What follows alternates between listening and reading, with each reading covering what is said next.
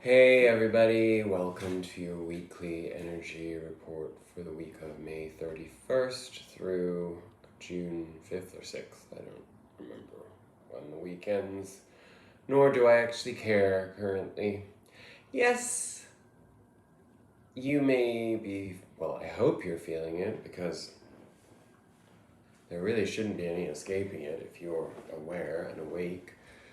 But the energies, not only in the aftermath of the lunar eclipse as we lead up to the solar eclipse in about a week and a half, I think somewhere thereabout. Well, actually, that is the bulk of all of this energy. But additionally, you have Venus and Mercury squaring Neptune in Pisces, Venus and Mercury being in Gemini.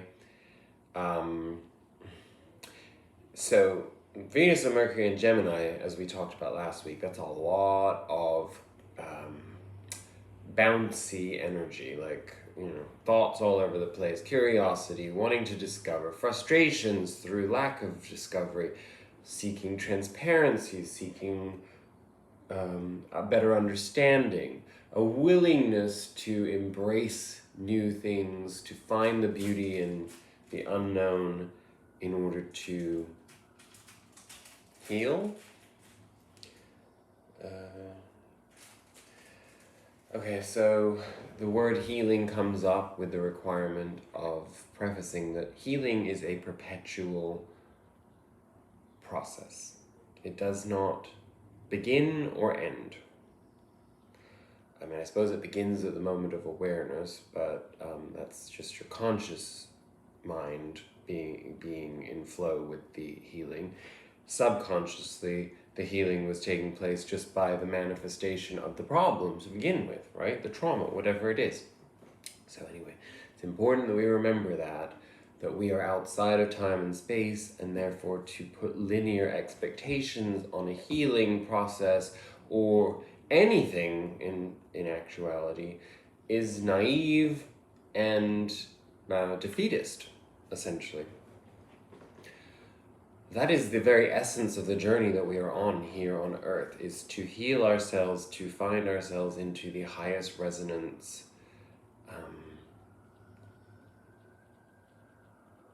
possible. And anything falling short of that on our journey is the opposite of the light, right? Whatever you want to call that. And if you can't experience that consciously, it's a clear indication that there's something deeply imbalanced that needs to be addressed in you. And that is not an accusation, that's not a separation of one person's plight versus another. We have to have our individuated journeys in order to make progress, but at the same time, we have to see the universality in the process in order for it to have its purposefulness. So all of that is being brought up by this squaring energy. Fortunately, Venus moves into Cancer at the end of the coming week, so that will shift all of that. But as that happens, then you have Mars squaring Pluto coming up, which is more death energy, more crumbling, more discomfort when we find ourselves in separation from the flow. And remember, one of our cards, prominent cards last week, was flow. So, of course, we always see that with hindsight. When these cards come out, we have the potential to go into the energies in harmony or to actually go in the opposite direction. And I think many of us found ourselves on our journey trying to go with the flow because of the lunar eclipse, but actually finding ourselves in the complete opposite energy, where it was almost impossible to flow outside of ourselves. We can flow within, but not with the outside. Because imagine everybody, and let's be honest, 99% of people are not aware of the astrological energies or spirituality at all, as a conduit of consciousness, that is. So imagine all that energy with the power of the moon and the other planetary dissonance, and we're trying to keep flow in all of that. Yes, it's a difficult one, but we also have to trust that anything that came up through that has its purpose, that it's corrective, especially with this Plutonian energy on its way. Well, it's already there, essentially. I mean, let's not forget that Pluto is also, we're dealing with that retrograde, we're dealing with Saturn retrograde energy, we're now dealing with Mercury retrograde energy. This is a lot of revisitation. With healing energy, that means where have you missed the mark? What can you do to deepen your understanding of your process, of other people's processes, and of the synergistic essence that binds those processes in a way that is transcendental. Which is a lot to think about. It seems like a highly intellectualized concept and process, but when you're in spiritual flow, it sort of happens naturally. That's just me putting words to it, because I'm good at that. And that's why hopefully you watch this, because you have your strengths, I have my strengths, and we help each other by using our strengths. So, let's get into the energies of the week, because to focus too much on the astrology is to be fatalistic, and the reality is the planets influence us, but we do have, I don't like the term free will because it's controversial, but at least the very illusory concept, should I say, of free will that allows us to consciously navigate the path towards the energetic flow on offer. Our spirit animal oracle card of the week, Dove Spirit, number 21, be peace. That adds up to a 3, sacred geometry all around. Always a reminder, those divine portal numbers, that this is very pivotal, and it's a very important message. So, here we go. With her peaceful cooing, the gentle dove spirit invites you to embrace the energy of peace and allow compassion to warm your heart. You always have the power to generate peace within you, and the appearance of dove spirit is a reminder that today and every day is a good day to meditate, to quiet any turbulence within as you embody tranquility. Above, below, and all around you, much may be happening to distract you, but you are called to engage it with the heart of a peacemaker, asking yourself, what would peace do? Can you agree to disagree? The peace you seek rises within and spreads out into the world as Spirit sends her messenger to remind you of the beauty of harmonious existence with all that is. How beautiful and powerful is your compassionate heart. And of course that's incredibly difficult when we are confronted, or we are cornered, or we are belittled, or we are demeaned, or we feel misunderstood. When expectation gets in the way of transcendence, because of putting our power outside of ourselves and the expectation of other people validating our thoughts and feelings. We're all conditioned to do that, and it's always our downfall and usually the cause of any turbulence and tower moment in our lives. So let's read the protection message, because I think a lot of us may actually need that more than the oracle message this week. However disturbed the waters around you, however troubled your heart, Dove Spirit is there to remind you that peace without begins within, as you reconnect with Spirit through practices that awaken you from spiritual amnesia. Your true nature is as a peaceful child of spirit, but how easily you forget. You're being invited to sit in the cozy, safe nest of spirit. Soon the waters will become still and you will feel peace again. Be compassionate with yourself at this time, for all of us can forget that peace is always at hand, always there, gifted to us by spirit. Become the peace you wish to see in the world so you can reduce any suffering, performing acts of kindness and radiating love. Dove Spirit also reminds you that when you see inequity or someone harmed or in need, trust that you have the capacity to bring peace through smiling, sending love, speaking a kind word, and listening with a compassionate heart. Do your part to be a peacemaker, nourishing compassion, reminding others of the joy of harmonious coexistence, so they may embrace the Dove Spirit within themselves too. And the message I'm getting while I read that is, June is going to be a very, very difficult month. Trying, energetically chaotic, where most of us will be feeling quite overwhelmed with activity, both physical and mental. And so I'm taking this as kind of a primary message for the month of June, because this is going to be a requirement throughout June to be in Dove Spirit's message,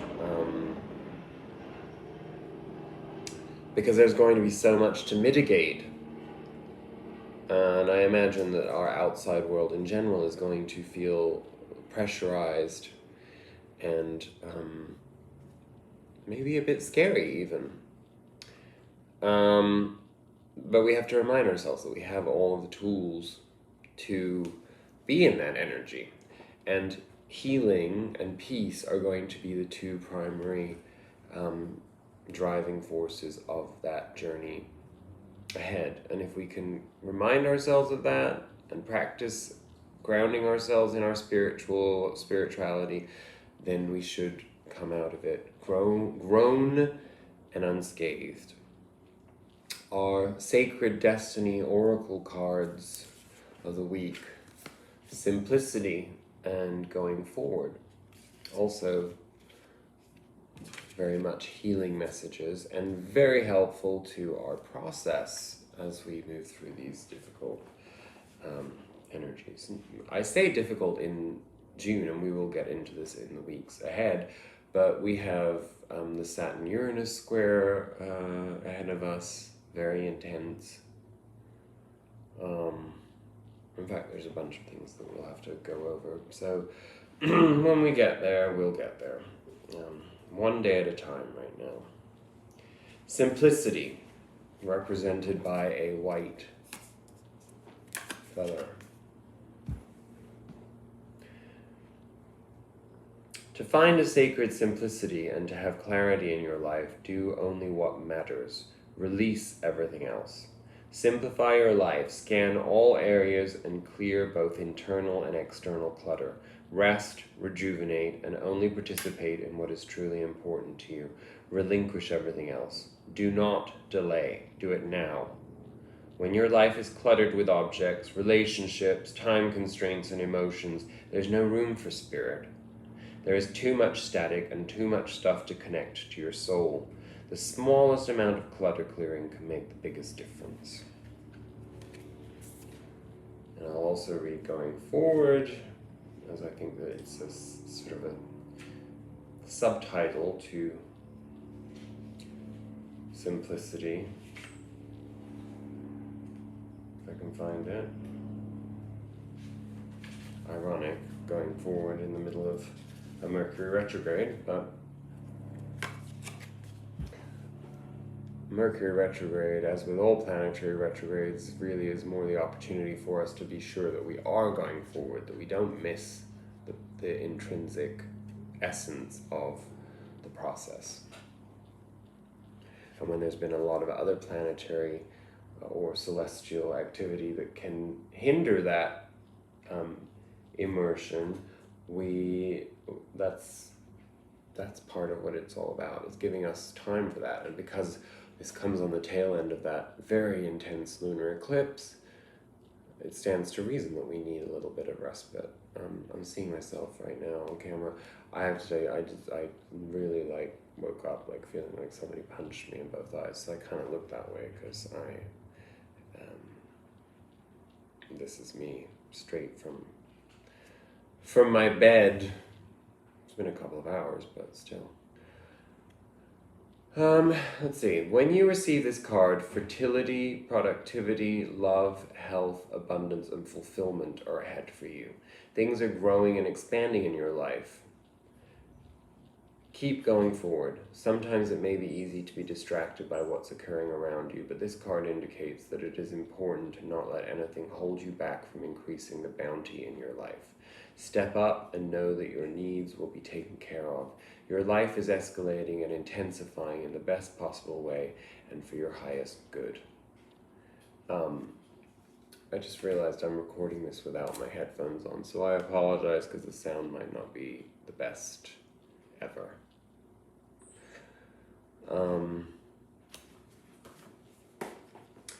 Okay, let's see.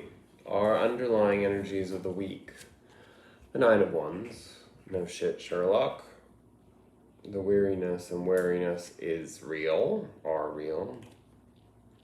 I don't really need to go too much into the details of that, but one would come to the conclusion that what this is giving us understanding of is that everything that we experience in the week ahead requires that simplicity and peacefulness because of the fact that whatever was off kilter in the last week has, put us out of balance and alignment, therefore meaning that there's more potentiality for further disillusionment.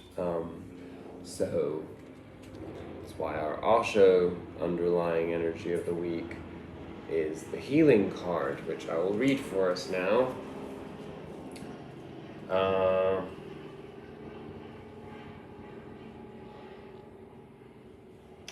It's the King of Cups. And it's interesting because we don't really think of the King of Cups as a healing card in traditional tarot, but it gives it a little bit of a different slant for us. Particularly because last week we were in that yin energy, and this is a reminder that there is healing in masculine energy too, not just in the feminine. It is a time when the deeply buried wounds of the past are coming to the surface, ready and available to be healed. The figure in this card is naked, vulnerable, open to the loving touch of existence. The aura around his body is full of light, and the quality of relaxation, caring, and love that surrounds him is dissolving his struggle and suffering. Lotuses of light appear on his physical body around the subtle energy bodies that healers say surround each of us. In each of these subtle layers appears a healing crystal or pattern. When we are under the healing influence of the King of Water, we are no longer hiding from ourselves or others. In this attitude of openness and acceptance, we can be healed and help others also to be healthy and whole. Somehow I can't say that word. No, you carry your wound. With the ego, your whole being is a wound, and you carry it around. Nobody is interested in hurting you. Nobody is positively waiting to hurt you. Everybody is engaged in safeguarding his own wound. Who has got the energy? But still it happens because you are so ready to be wounded, so ready, just waiting on the brink for anything. You cannot touch a man of Tao. Why? Because there is no one to be touched. There is no wound. He is healthy, healed, whole. The word whole is beautiful. The word heal comes from the whole, and the word holy also comes from the whole. He is whole, healed, and holy. Be aware of your wound. Don't help it to grow, let it be healed. And it will be healed only when you move to the roots. The less the head, the more the wound will heal. With no head, there is no wound. Live a headless life. Move as a total being and accept things. Just for 24 hours, try it. Total acceptance, whatsoever happens. Someone insults you, accept it, don't react, and see what happens. Suddenly you will feel an energy flowing in you that you have not felt before. And this is the problem in life, is that we get so out of alignment because, especially when we find ourselves, for example, in, any kind of structure in our lives, like let's say a job hierarchy, a family hierarchy, a relationship hierarchy, a governing body hierarchy, where there are rules that are expected of us to, the expectation is for us to follow them, to adhere to them, and they don't necessarily serve us. But because, for example, in a job, if we are humiliated or corrected in a way where there was nothing wrong, or, scapegoated, whatever it may be,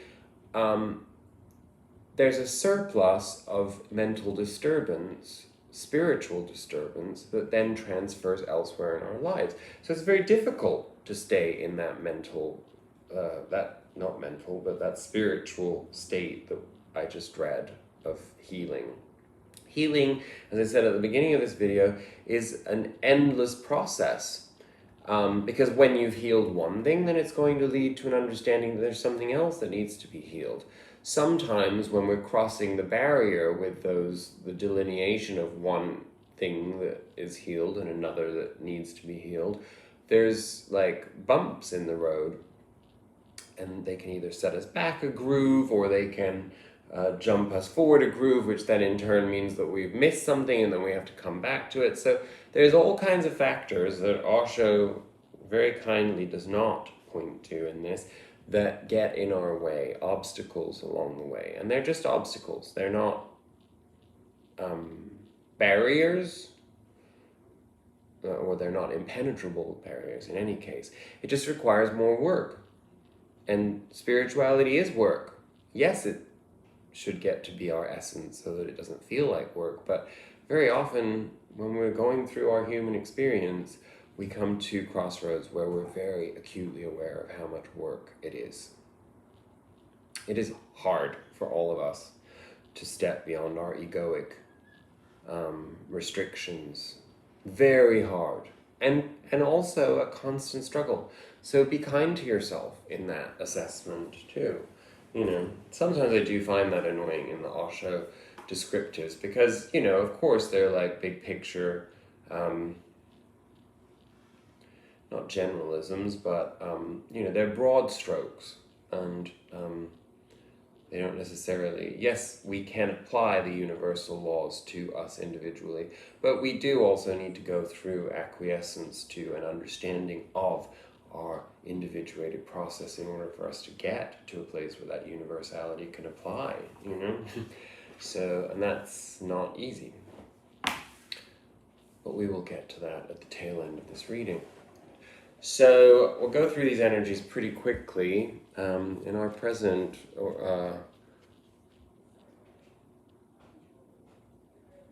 it is in our present. We have both these cards, the Death card and the World card. So these are both cards of massive karmic endings.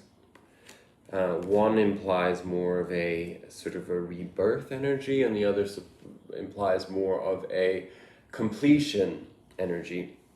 So that they come out together means that this last week, or these last few weeks energetically, or this last chapter, should I say, because I don't want to put time on your experience, but a massive completion of a karmic cycle. And of course, that always accumulates into some form of tower moment. And tower moments, they're a dime a dozen, right? If you're learning and you're open to that process, then you're going to find yourself constantly encountering tower moments. And I always see these people, easy breezy people, going through life without a seeming care in the world, and basically they're just asleep. Nothing more to it.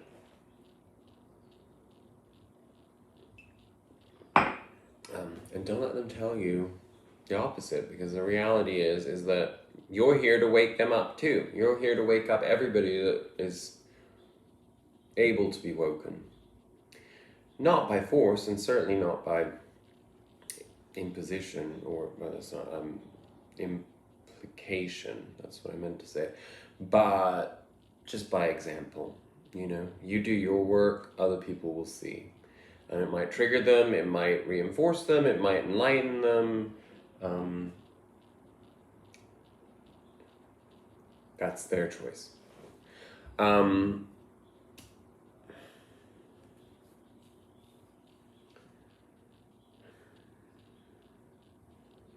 What is it that has ended? Okay, well, this is our insight into that.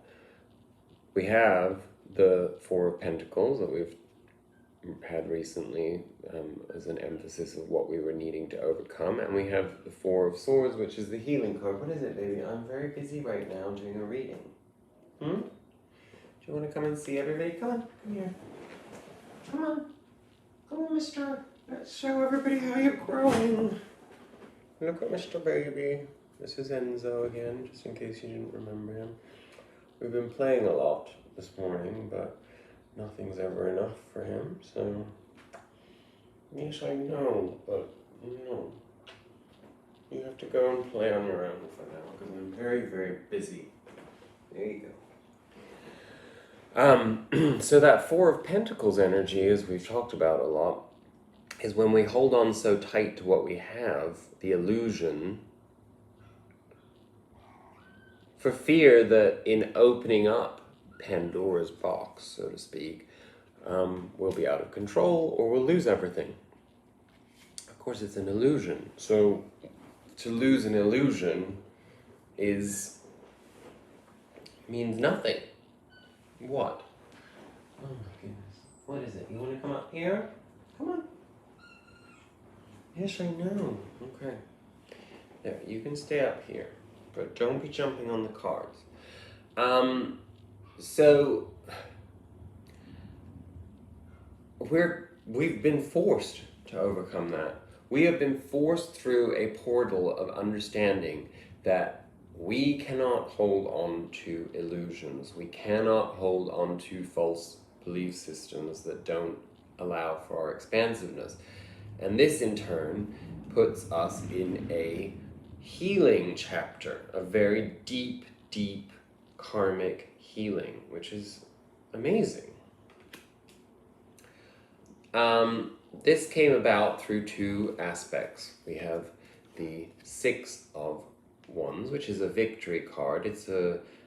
I certainly know where I have had victory in my life recently, and the reality is that when I speak of victory, it's important to remember that we're not talking about egoic victory. If it's confused as an egoic victory, then it's not going to be very useful to us. Something in my work life, which was extremely uncomfortable and unpleasant, where somebody tried to pull a power number over me, ended up essentially leveling them out on a certain level. And let's just say that the power dynamics were sort of rearranged in unexpected ways, I think, and that hasn't manifested yet properly outside of the experience that we've had. Yes, but that said, it came through something very, very specific. This is Archangel Michael, but also the Sword of Truth, the authority. It's, again, we always see this card as the true delineation of the difference between authoritarianism and authority. And in this case, as with anything that's a non-egoic victory, it comes from it comes from a reinforcement of the definition of authority in our lives. So, I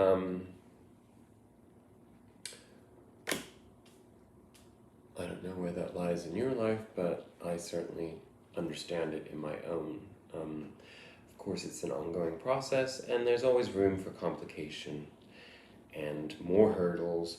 But when we get that essence, which is that Six of Wands essence of an understanding of a victory that's outside of ego, we don't go backwards. We only build on that, right? I mean, there'll be lots of challenges to it. We'll move into the Seven of Wands energy, but at times, the Seven of Wands energy is a rite of passage. that follows the Six of Wands, right? So, the Ten of Wands and the Knight of Pentacles, these are basically our next steps along the journey. The Ten of Wands indicates that moving out of that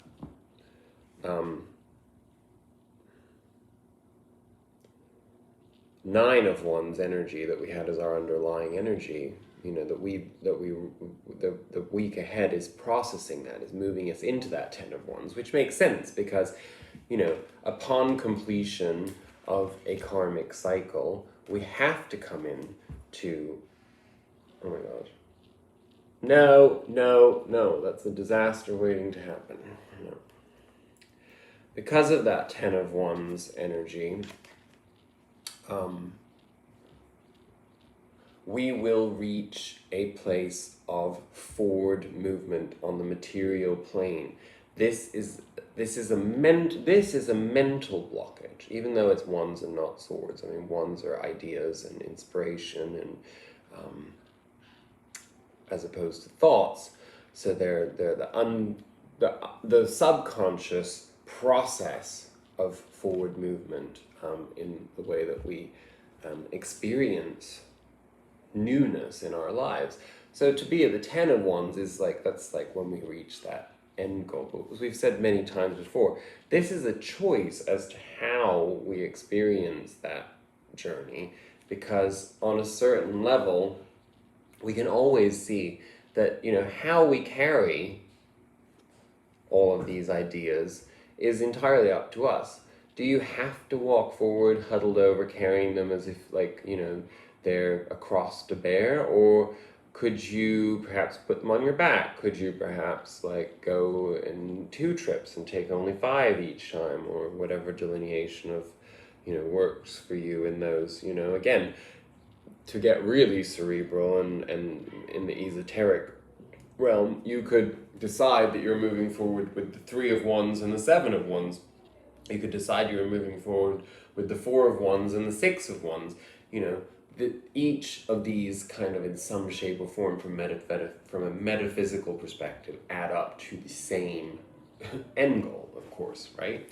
So it's in the way that we go about things, and the way that we go about things with the King of Pentacles is, you know, this is a person with a fierce determination and understanding of where they're headed, self-assurance,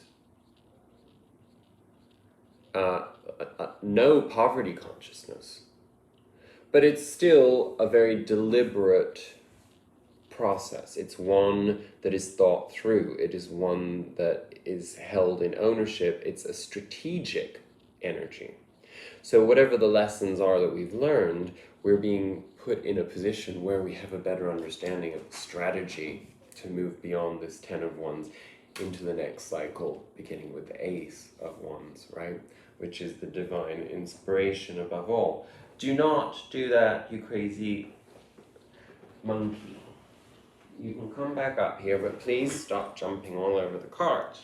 Of course, I'm telling this to a kitten, as if you're going to understand any of that. But I do love you.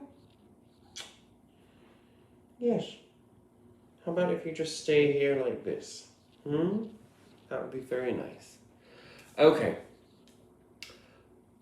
Our future energy. We have the High Priestess.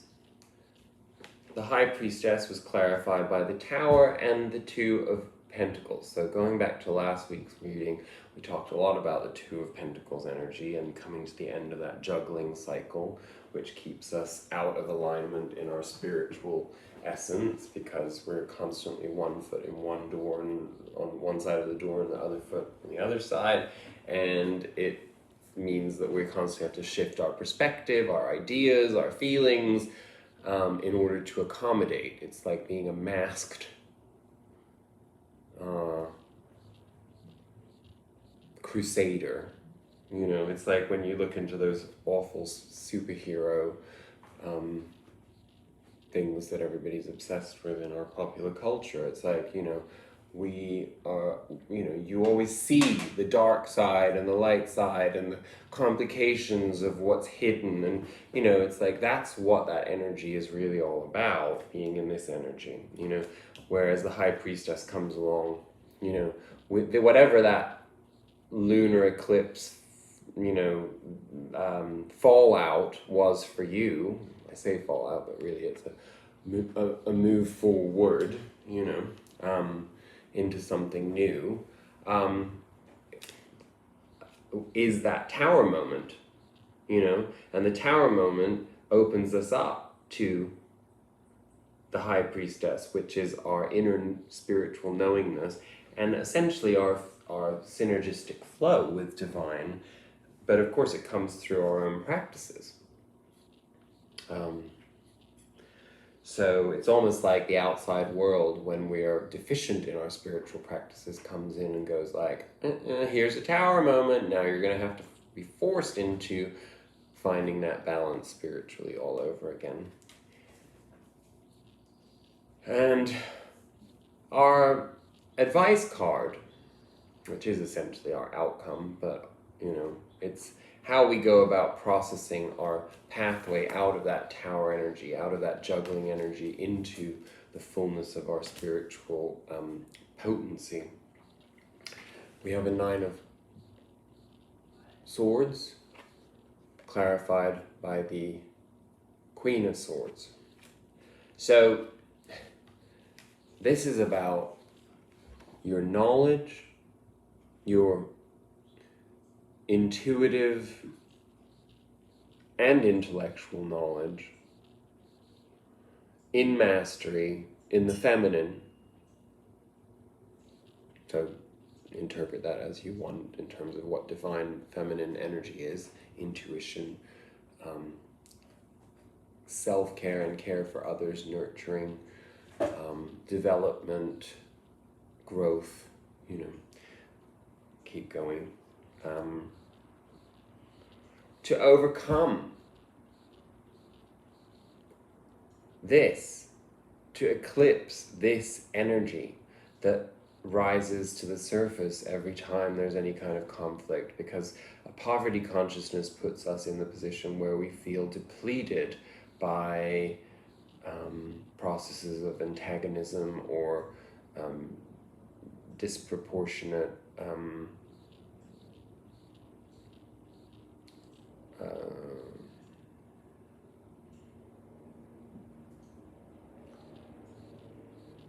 interpretation. It's really hard to express exactly, you'll know when you're looking at this card how that applies to you in your process or your feelings, or how you have been feeling or how you will be feeling. We all know what the 9 of Swords is. It manifests in different ways, but it is always up here. And it is always when we get into the High Priestess energy that we are able to overcome this. So the Queen of Swords in many ways is essentially the way that this High Priestess manifests in, or how we're encouraged for that High Priestess to manifest, which is in self-confidence, in our beliefs, in our understanding, but with more of an emphasis on the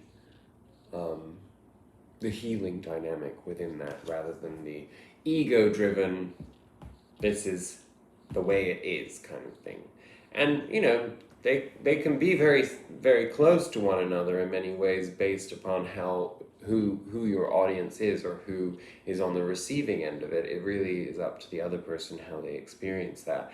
But you can be in your authenticity and your knowingness, and set intentions that suit your needs.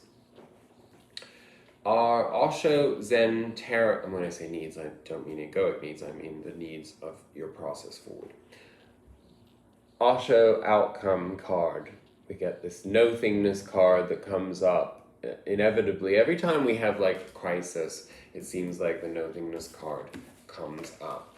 And it's very boring to have to read the same things over and over again, but it has been a little bit of time since we were last in that position, so let us be reminded of what it is. It's a very simple message, and maybe I will hold it up just for the actual, maybe there's something energetic in seeing a black card like that.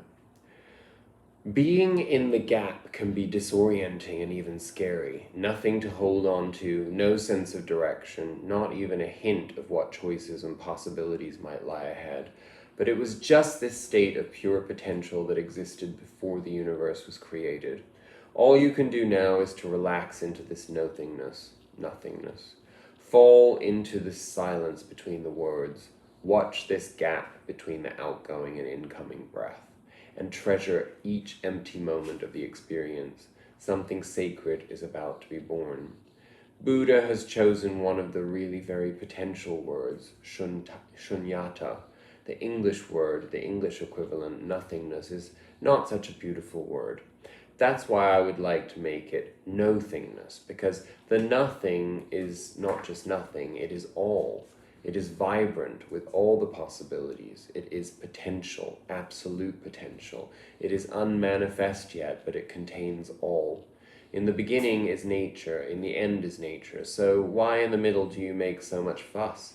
Why in the middle, becoming so worried, so anxious, so ambitious? Why create such despair?